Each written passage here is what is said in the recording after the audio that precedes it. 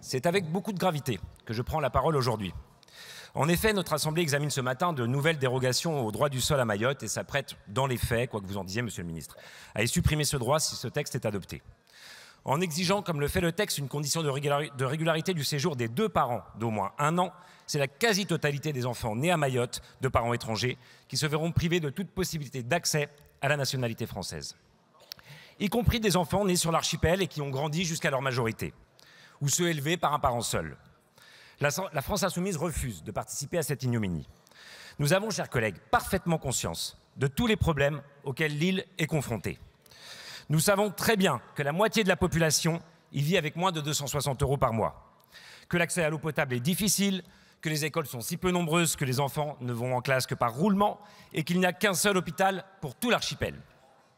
Nous savons aussi qu'après le passage de Chido, lorsque les soignants voyaient enfin les patients, il ne leur restait parfois plus qu'à procéder à des amputations.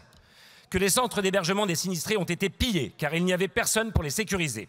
Et que la solidarité reposait d'abord sur les doukas, ces épiceries communautaires déjà très modestes et qui ont renoncé à toute marge pour que les plus pauvres aient un peu à manger.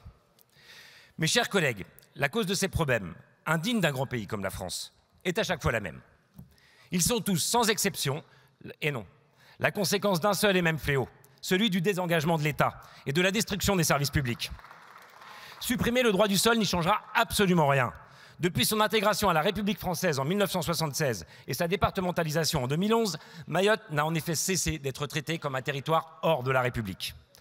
Mais même après cette crise, le gouvernement refuse de faire entrer ce département dans le droit commun. Et pour que les Français détournent le regard, toujours les mêmes boucs émissaires, toujours la même rengaine, l'immigration.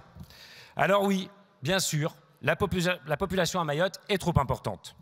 Et comment pourrait-il en être autrement, alors que l'archipel est enserré dans celui des Comores, qui a d'ailleurs été français lui aussi, et avec lequel il partage une histoire commune de plus de 2000 ans. Aucune barrière n'empêchera cela, et c'est par la solidarité nationale, plutôt que par la préférence nationale, que nous pourrons faire face à cette situation. Des voies de migration légales vers la métropole doivent être créées, et une répartition nationale des exilés mise en place, comme cela avait été fait en 2015 pour la Porte de la Chapelle ou la Lande de Calais. Vous savez d'ailleurs parfaitement, monsieur le rapporteur, que beaucoup de ceux qui débarquent à Mayotte aujourd'hui arrivent d'Afrique continentale et demandent le statut de réfugié, pas la nationalité française. Ce texte de loi n'aura donc aucun effet sur la taille de la population de l'île.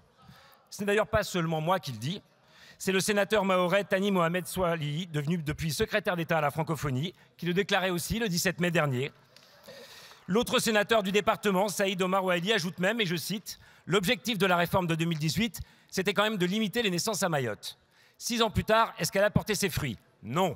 Nous en sommes à 12 000 naissances par an. Je doute de l'efficacité de cette mesure spectaculaire. » Il a d'ailleurs depuis quitté le groupe présidentiel au Sénat, dans des termes qu'il serait, je crois, fâcheux de rappeler ici. Voilà, chers collègues, qui devrait vous faire réfléchir. D'ailleurs, monsieur le rapporteur, votre proposition de loi, au fond, ce n'est pas un texte pour Mayotte. C'est d'abord un texte contre le droit du sol, et vous le savez parfaitement. Il n'apportera aucune solution au problème des Mahorais. Mais il vise en revanche à faire de Mayotte le laboratoire d'une politique voulue par l'extrême droite de cet hémicycle, et je ne peux que regretter que vous y souscriviez. Si le Rassemblement national est maintenant votre socle commun, tient tant à ce texte, c'est parce qu'après Mayotte, ce sera la Guyane, puis Saint-Martin, puis un beau jour l'ensemble du territoire français. Si le Rassemblement national et ses affidés rêvent de mettre fin au droit du sol, à l'obligation de scolariser les enfants et à celle de proposer un toit à tous ceux qui n'en ont pas, c'est parce qu'ils savent que finalement, c'est le cœur du projet républicain qui se joue là, et votre texte est une honte dans le sens où il met fin à ce beau projet. Et j'en veux d'ailleurs beaucoup, énormément même, à ceux qui hier, en refusant de censurer le gouvernement, ont permis l'examen de ce texte ce matin. Oui, je vous en veux, chers collègues, de ne pas avoir pensé aux dizaines de milliers d'enfants qui, par votre faute, seront privés d'accès à la citoyenneté au nom d'une pseudo-stabilité. Et de quelle stabilité parle-t-on? De celle de François Bayrou et de ses propos sur la submersion migratoire, de Bruno Retailleau et de son immonde circulaire contre les sans-papiers, ou encore de Manuel Valls qui dit vouloir une immigration proche de zéro.